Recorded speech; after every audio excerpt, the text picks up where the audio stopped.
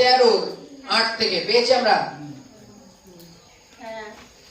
তোমরা কাহারও কিছু ধারিও না, কেবল পরস্পর প্রেম ধারিও, কেননা পরকে যে প্রেম করে সে ব্যবস্থার পূর্ণরূপে পালন করিয়াছে। Hallelujah, hallelujah. যদি আমরা শুধু এই রোমিও না, যদি আমরা যোহন অধ্যায় দেখি, প্রথম যোহন বা যোহনের পুস্তক, ওখানে লেখা আছে প্রেম সব থেকে মহান। যার মধ্যে প্রেম নেই তার মধ্যে ঈশ্বর নেই, তাই তো নাকি? আছে তো নাকি? চল, হালেলুয়া। এখানে কি বলছে? তোমরা আর কিছু ধরো বা না ধরো, কিন্তু পরস্পর মধ্যে প্রেমটা রেখো। হালেলুয়া। এখানে কি বলছে? তোমরা কাহারও কিছু দাঁড়িও না, কিন্তু বাইবেলে বলছে তোমরা পরস্পরের মধ্যে প্রেম যেন থাকে। প্রেম হচ্ছে সব থেকে মহত্বপূর্ণ জিনিস। এই প্রেমের মধ্যে কি আছে?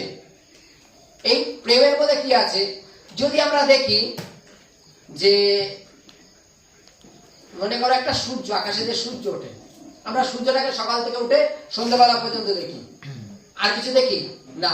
কিন্তু এই সূর্যের মধ্যে সব লুকিয়ে আছে আমাদের বেঁচে থাকা, আছে না? লুকিয়ে আছে। কই গোপালদা, চলো আমি 1 মাস তো ঘরের মধ্যে বন্ধ থাকবো, কই সূর্য দিকে বেরোবো না, তো দেখি তো বাঁচি কিনা। আমরা কখনো বাঁচতে পারবো না সূর্য ছাড়া। ঘরের মধ্যে তুমি 1 মাস কেন, 6 মাস হলেও বাঁচবা, কিন্তু সূর্য ছাড়া আমরা কেউ বাঁচবো না। সূর্য ছাড়া না সবুজ উদ্ভিদ হবে, না সূর্য ছাড়া আমরা শ্বাস প্রশ্বাস নিতে পারবো, কোনো কাজ আমাদের হবে না। ফলে আমরা পুরোটাই বৃথা বা মৃত। আজকে তদনুসারে বাইবেলে বলছে আমাদের সমস্ত কিছুর মধ্যে প্রেমটা সব থেকে মহত্বপূর্ণ। যেখানে বাইবেলে বলছে তুমি তোমার পাড়া প্রতিবেশীর গর্ধবে গাধা বা কোনো পশুধনে লোভ করিও না, তার মধ্যে প্রেম আছে। আছে তো নাকি?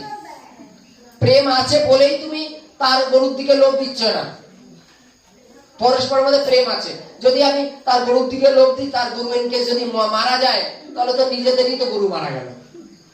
কেন? পরস্পরের মধ্যে প্রেম আছে। তো বাইবেলে বলছে তুমি অন্য কারোর অনিষ্ট চেষ্টা করিও না, এক কথা কাউকে ক্ষতি করো না। প্রেম আছে বলেই তো। প্রেম থাকলে আমরা কি তার ক্ষতি করতে পারবো? হালেলুয়া। বাইবেলে বলছে সব থেকে গুরুত্বপূর্ণ জিনিস হচ্ছে প্রেম। পরস্পরের মধ্যে প্রেম করো। আর আমাদের মধ্যে যদি প্রেম না থাকে, তাহলে আমরা কি করে খ্রিস্টের আজ্ঞা সমস্ত পূর্ণ করছি? প্রেমটা মাস্ট। বাইবেলে কি বলছে? যে আমরা ব্যবস্থা পূর্ণ করব, ব্যবস্থা পূর্ণ করব, অথচ প্রেম আমাদের মধ্যে নেই। তাহলে কি করে ব্যবস্থা পূর্ণ হবে? পরের লাইনে কি লেখা আছে দেখো, ব্যভিচার করিও না, নরহত্যা করিও না, চুরি করিও না, লোভ করিও না, এবং আর যে সকল আজ্ঞা থাকুক সেই সকলে এই বচনে সংকল্পিত রইয়াছে, প্রতিবেশীকে আপনার মতো প্রেম করিও। হালেলুয়া। এখানে কি বলছে দেখো, নরহত্যা করিও না, ব্যভিচার করিও না, চুরি করিও না। এগুলো কার প্রতি করবা তুমি? নিশ্চয়ই সামনের ব্যক্তির প্রতি। এবার সেই সামনের ব্যক্তিকে যদি তুমি প্রেম করো, তাহলে তার প্রতি তুমি আর এটা করতে পারছো না। তুমি পাশের বাড়ি সমস্ত মেম্বারকে তুমি প্রেম করো, সেই বাড়ি ছোট বাচ্চার থেকে বুড়ো পর্যন্ত সকলকে ভালোবাসো, প্রেম করো। যদি প্রেম করে থাকো, তুমি তার বাড়িতে চুরি করতে পারবা? তাদের কাউকে মার্ডার করতে পারবা? তাদের সম্বন্ধে খারাপ ভাবনা নিতে পারবা না? কেন? তুমি তাদের প্রেম করো। বাইবেলে কি বলছে? এই প্রেমটাই সব থেকে মহত্ব। বাইবেলে বলছে, তো এই লাইনগুলো বলছে নরহত্যা করিও না, ব্যভিচার করিও না, মিথ্যা সাক্ষ্য দিও না। এগুলোর মধ্যেই তো প্রেমটাই লুকিয়ে আছে। আমরা ব্যবস্থা পালন তখন করব যখন আমাদের পরস্পরের মধ্যে প্রেম থাকবে। হালেলুয়া।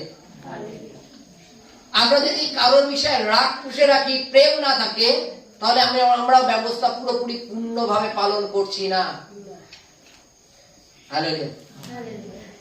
যদি ক্রোধ উৎপন্ন হয়, প্রেম না থাকে, শাস্ত্রের কোন আজ্ঞা আমরা উল্লঙ্ঘন করছি? ঈশ্বর যে আজ্ঞা দিয়েছেন তুমি প্রতিবেশীকে আপনার মতো প্রেম করিও, সেই আজ্ঞাটাই আমরা উল্লঙ্ঘন করে যাচ্ছি। এই আজ্ঞাটা কে দিয়েছেন? স্বয়ং ঈশ্বর দিয়েছেন। যদি আমরা নতুন নিয়মে দেখি, তোমরা পাড়া প্রতিবেশীকে আপনার মতো প্রেম করিও, স্বয়ং প্রভু যীশু খ্রিস্ট বলছেন। আমরা তার আজ্ঞাকে উল্লঙ্ঘন করছি, আর এটা করা হচ্ছে পাপ। হালেলুয়া। জয় যিশু।